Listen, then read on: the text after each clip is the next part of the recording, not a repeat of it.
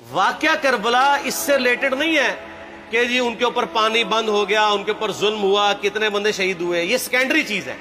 اصل چیز ہے کربلا ہوئی کیوں نبی علیہ السلام کی محنت کو 50 سال کے اندر اس لیول تک پہنچا دیا گیا کہ ہزاروں صحابہ زندہ ہیں اور نبی صلی اللہ علیہ وآلہ وسلم کی پوری اولاد ذبح کر دی جاتی ہے۔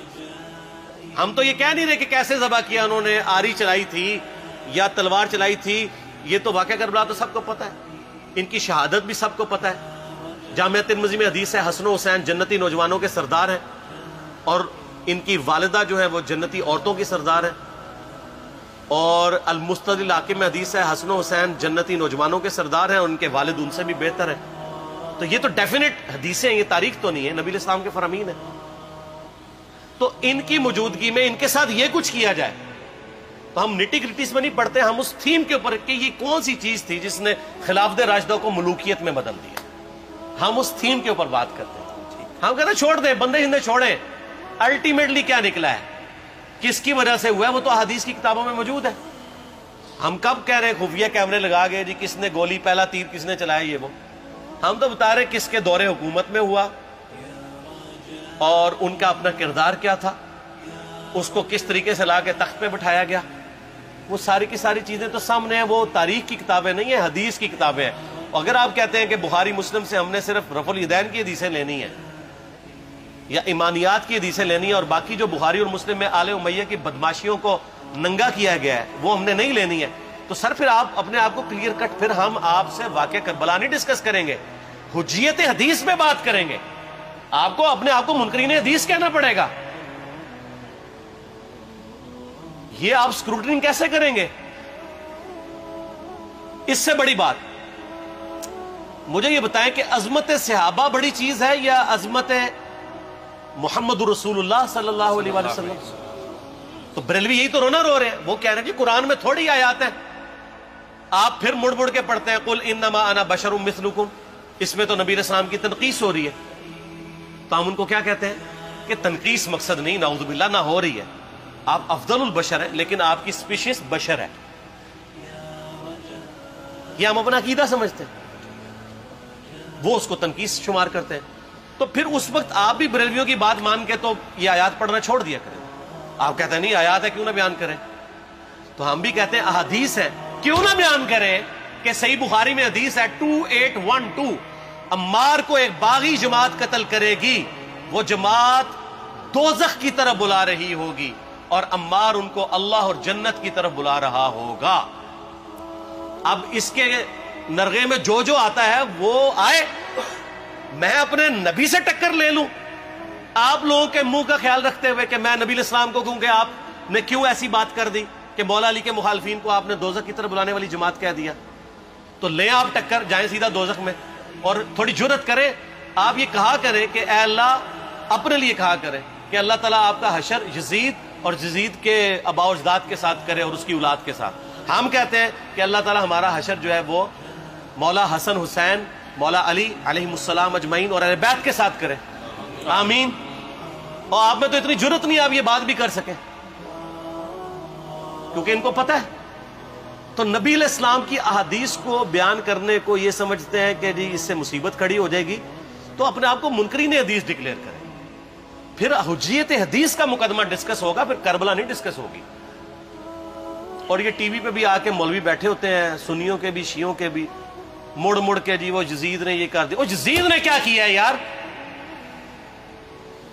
وہ تو سسٹم کا نمائندہ بن کے آیا جو پیچھے سے خراب تھا۔ یزید کو لے کے بیٹھے ہیں، یزید یزید یزید یزید، بھائی پیچھے سے معاملہ خراب ہوا۔ اگر نہیں یقین آتا تو یہ بخاری مسلم کی میں نے آلموسٹ 200 سے زیادہ حدیث مین اسٹریم کی کتابوں سے اکثر بخاری مسلم جمع کیے، پڑھے، اور سر میں نے تو ان کو چیلنج دیا ہے یہ حدیثیں پڑھ کے نا اپنے ممبروں سے صرف ان حدیثوں کی تشریح اپنی پبلک کے سامنے کر دیں، نہیں کر سکتے، تو وہ لعنت کے مستحق تو ہو رہے ہیں حق چھپا کے، اور قیامت دن کے منہ پہ لگام ڈالیے، اور پھر مڑ مڑ کے کہتے ہیں نہیں جی وہ کچھ چیزیں خاص ہوتی ہیں وہ عوام الناس کے سامنے نہیں کرنی چاہیے، وہ صحابہ کرام بھی بعض اوقات ایسی باتیں پبلکلی نہیں کرتے تھے۔ میں نے اس کے اوپر بڑا ایک میرا کلپ ہے یوٹیوب پہ، مولا علی سے متعلق 5 جھوٹ، تو میں نے کافی ساری چیزیں اس میں ڈسکس کی ہیں، لیکن میں یہ کہتا ہوں کہ اللہ کے بندو جو چیزیں نبی علیہ السلام نے منع کی ہیں بیان کرنے سے وہ تو ہم ڈسکس کر بھی نہیں رہے. میں نے آج تک آپ کو منافقین کے نام بتائے؟ آپ نے حذیفہ ابن یمان کو بتائے تھے نا آپ صلی اللہ علیہ وسلم نے؟ صحیح بخاری میں آتا ہے. تو میں نے آپ کو بتائے، آپ رازدار رسول تھے، وہ ختم ہوگی بات. میں نے کبھی ڈسکس کی ہے؟ اگرچہ میں نے صحیح مسلم کی حدیث 7035 نمبر ڈسکس کی ہے کہ نبی علیہ السلام نے فرمایا میرے صحابہ میں 12 منافق ہیں، وہ کبھی بھی جنت میں داخل نہیں ہوں گے یہاں تک کہ سوئی کی ناکے سے اونٹ نہ گزر جائے، اور ان میں سے 8 ایسا ہے جس کی کمر پہ دوبیلا پھوڑا نکلے گا. میں نے آج تک آپ کو بتایا کہ کس کس کی کمر پہ دوبیلا پھوڑا نکلا اور اس کی موت اسی پھوڑے میں ہوئی ہے؟ بتایا؟ تو میں تو وہ چیزیں ڈسکس بھی نہیں کر رہا، میں وہ چیزیں ڈسکس کر رہا ہوں جو نبی علیہ السلام نے علامات النبوہ میں بتائی ہیں. یہ امام بخاری حدیث نبوت کی دلیل کے چیپٹر میں لے کے آئے ہیں، اور امام بہقی نے 3500 احادیث پر مشتمل ایک کتاب لکھی ہے دلائل النبوہ، کہ ہم نبی صلی اللہ علیہ وسلم کو نبی کیوں مانتے ہیں، اس کے اوپر. اور اس میں یہ ساری حدیثیں عمار بن یاسر کے قتل والی لے کے آئے ہیں، بتانے کے لیے کہ دیکھیں ہمارے نبی علیہ السلام کی نبوت کی دلیل ہے کہ آپ نے اپنی وفات کے آلموسٹ 30 سال کے بعد ہونے والے واقعے کو پہلے ہی بتا دیا. یہ حدیثیں چھپانے والی نہیں، بیان کرنے والی ہیں، علامات النبوہ کی حدیثیں. آپ کہتے ہیں چھپائیں. اگر کوئی حدیث دنیا میں نہیں چھپائی جا سکتی نا تو وہ علامات النبوہ والی حدیث ہے، کیونکہ وہ تو نبی صلی اللہ علیہ وسلم کی نبوت کو جسٹیفائی کرتی ہے. ورنہ میرا ایک معصومانہ سوال ہے کہ نبی صلی اللہ علیہ وسلم نے یہ باتیں کر کے ان کے زوم میں نعوذ باللہ امت کو مصیبت میں ڈال دیا. آپ نے خود ہی فرمایا کہ یہ ہوگا. کیوں فرمایا آپ نے؟ میں تو بیان کر کے مجرم ہوں. تو جس نے مجھے خبر دی ہے ان کے بارے میں آپ کا کیا خیال ہے؟ یہ مسند احمد کی حدیث یہ میں نے گھر بیٹھ کے بنائی ہے کہ میری بیوی کا کیا حال ہوگا جس پہ خوف کے کتے بھونکیں گے. تو سیدہ عائشہ سے مجھ سے زیادہ نبی علیہ السلام کو محبت تھی، لیکن آپ اللہ کے پیغمبر تھے، آپ نے اپنے گھر کی خبر بھی نہیں چھپائی، بتا دی کہ یہ ہوگا. اور اس سے بڑھ کے آپ صحیح بخاری میں دیکھیں عمار ابن یاسر کا خطبہ ہے.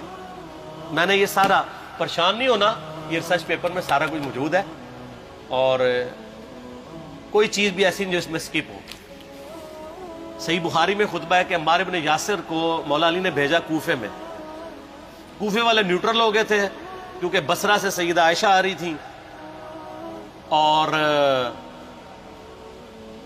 وہاں پہ انہوں نے کہا نہ ہم سیدہ عائشہ کا ساتھ دیں گے نہ مولا علی کا دیں گے. تو عمار ابن یاسر کو تیار کرنے کے لیے، یعنی وہاں کے جو عوام تھی اس قتال کے لیے، مولا علی نے بھیجا. تو سیدنا عمار ابن یاسر نے وہاں پہ کوفے کے ممبر پہ خطبہ دیا. بخاری کے الفاظ ہیں، اوپر والی سیڑھی پہ عمار ابن یاسر نے حسن ابن علی کو بٹھایا، حالانکہ حسن ابن علی سے 4 گنا بڑی عمر تھی عمار ابن یاسر کی، 90 پلس ہو چکے ہوئے تھے، 3-4 گنا ان کی عمر تھی. لیکن اہل بیت کا احترام کیا، خود نچلی سیڑھی پہ بیٹھے. بخاری کے الفاظ ہیں کہ اے لوگو اللہ نے تمہیں آزمایا ہے، ایک طرف دنیا اور آخرت میں تمہارے نبی کی بیوی ہے سیدہ عائشہ، دنیا اور آخرت میں، یعنی عزت اپنی جگہ قائم. یہاں لوگ سمجھتے ہیں کسی کی غلطی آ گئی تو پتہ نہیں کیا ہو گیا. وہ یار اس کا مرتبہ اپنی جگہ ہے، غلطی اپنی جگہ ہے، پیغمبر نہیں ہے وہ. اور دوسری طرف علی ابن ابی طالب ہے. اللہ اب دیکھے گا تم عائشہ کی اطاعت کرتے ہو یا اللہ کی. علی کی نہیں، اللہ کی. کیوں؟ یا ایھا الذین آمنوا اطیعوا اللہ واطیعوا الرسول واولی الامر منکم. ان کا اولو الامر مولا علی ہیں، ان کی اطاعت واجب ہے. یہ اللہ نے آزمایا ہے کہ اللہ کی اطاعت کرتے ہو یا عائشہ کی. اور آپ حیران ہوں گے یہ حدیث امام بخاری حضرت عائشہ کی فضیلت والے چیپٹر میں لے کے آئے ہیں. اگر امام بخاری مشورہ کر لیتے نا ناسبیوں سے تو انہوں نے کہا تھا سر آخری صحیح رکھو، پچھلے والا رہن دو، بلکہ پچھلے والا رکھو آخری والا رہن دو، کہ عائشہ دنیا اور آخرت میں. وہ حدیث گھٹنے کا میں آپ کو طریقہ بتاتا ہوں، کاٹ چھانٹ کرنے کا. وہ آدھی حدیثیں لکھتے ہیں نا، آدھی حدیث ایسے لکھتے ہیں امام بخاری کہ سیدہ عمار ابن یاسر نے خطبے کے دوران فرمایا کہ سیدہ عائشہ دنیا اور آخرت میں تمہارے نبی کی بیوی ہے، بس. لیکن امام بخاری نے پوری حدیث لی ہے، آگے وہ بھی ڈالا ہے کہ اللہ آزما رہا ہے کہ عائشہ کی اطاعت کرتے ہو یا اللہ کی، جیسے آپ کے علماء کر رہے ہیں۔ صحیح مسلم کی حدیث 6488 آدھی بیان کرتے ہیں سارے مولوی، بریلوی، دیوبندی، اہل حدیث، سب۔ میرے صحابہ کو برا مت کہو، اگر تم میں سے کسی نے احد پہاڑ کے برابر بھی سونا خیرات کر دیا اور میرے صحابہ نے 1 مد یعنی 600 گرام خیرات کی، آدھا کلو، اس کے آدھے کو بھی نہیں پہنچ سکتا بس۔ حالانکہ یہ مسلم کی حدیث سٹارٹ اس سے ہوتی ہے کہ عبد الرحمن بن عوف کو خالد بن ولید نے گالیاں دی جھگڑے کے دوران، حالانکہ دونوں مسلمان تھے، دونوں صحابی تھے۔ آپ نے حضرت خالد بن ولید کو بلا کے ڈانٹا، فرمایا تم میرے صحابہ کو برا مت کہو۔ تو خالد بن ولید نے تو آگے سے نہیں کہا حضور میں بھی صحابی ہوں۔ ان کو پتا تھا کہ عبد الرحمن بن عوف نے اس وقت اسلام قبول کیا جب اسلام کا مطلب تھا مار، تکلیف اٹھانا، اور خالد بن ولید نے گولڈن پیریڈ میں صلح حدیبیہ کے بعد اسلام قبول کیا۔ میں اب تم لوگ یہ کر رہے ہو، تم لوگ اگر احد پہاڑ کے برابر بھی سونا خیرات کر دو، یعنی صلح حدیبیہ کے بعد والے لوگ میرے ان کے برابر نہیں ہو سکتے۔ اور جو فتح مکہ پہ معافی مانگ کے مسلمان ہوئے ہیں طلقاء، مؤلفۃ القلوب، آل امیہ، ان کا تو لیول ہی کچھ نہیں ہے۔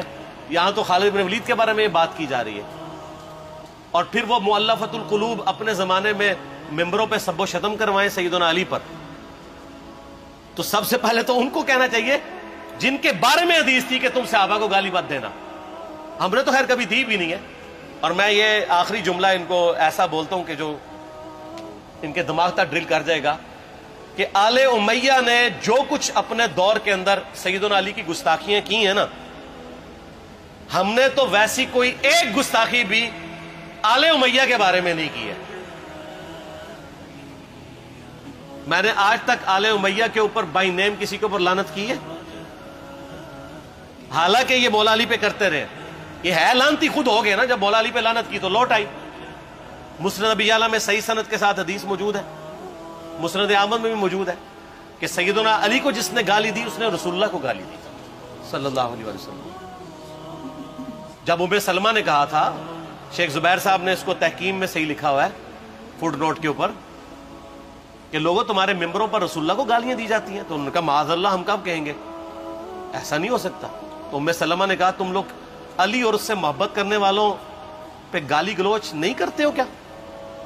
جبکہ میں نبی کی بیوی کہتی ہوں کہ سب سے زیادہ رسول اللہ سے محبت، سیدنا علی سے محبت نبی صلی اللہ علیہ وآلہ وسلم کرتے تھے۔ لہٰذا جب یہ تم کہتے ہو نا علی پر لعنت، علی سے محبت کرنے والوں پہ لعنت، تو یہ لعنت تو تم نبی علیہ السلام تک لے کے جا رہے ہو نعوذ باللہ، کیونکہ علی سے محبت کرنے والا پہلے نمبر پہ نبی صلی اللہ علیہ وآلہ وسلم ہے۔ اور پھر کہتے ہیں سب کا مطلب تنقید ہے، اور نہ، پرانیاں گلاں، پرانے بابے، پرانے بزرگ جھوٹے ہو۔ صحیح مسلم کھولو 6229 غدیر خم سے اگلی حدیث، لعن اللہ ابا التراب کے الفاظ ہیں، مٹی والے ابن ابی طالب پر لعنت، یہ الفاظ موجود ہے۔ سب کا ترجمہ لعنت ہی ہے، تنقید نہیں ہے۔ اچھا پھر میرا معصومانہ سوال ہے کہ اس کا مطلب ہے صحابہ پہ تنقید کرنا اچھا کام ہے؟ کہیں گے نہیں، تو بتاؤ یہ برا کام کون کرتا تھا؟ شیعہ کا ابا کون ہے؟ رافضیوں کا ابا کون ہے؟ آل امیہ۔ تو لہذا شیعہ نو میں کہنا کہ تسی شیخین کے اوپر بکواس اور تبرہ کرنے کی بجائے نا، آپ لوگوں کو حقائق بتائیں کہ ٹوٹی کمند کہاں۔ یہ سب مجرمین آل امیہ ہے، اور یہ آل امیہ اور بنو ہاشم کی لڑائیاں نبی علیہ السلام کی بعثت سے پہلے چل رہی تھی، صدیوں سے چل رہی تھی۔ وہ تو پھر اللہ نے بنو ہاشم کو نبوت کے لیے چنا، تو ان کو یہ پھر جیلسی ہضم نہیں ہوئی، وہ چیز آگے چلتی رہی۔ خیر چھوڑ دیں، ایک تلخ ٹاپک ہے۔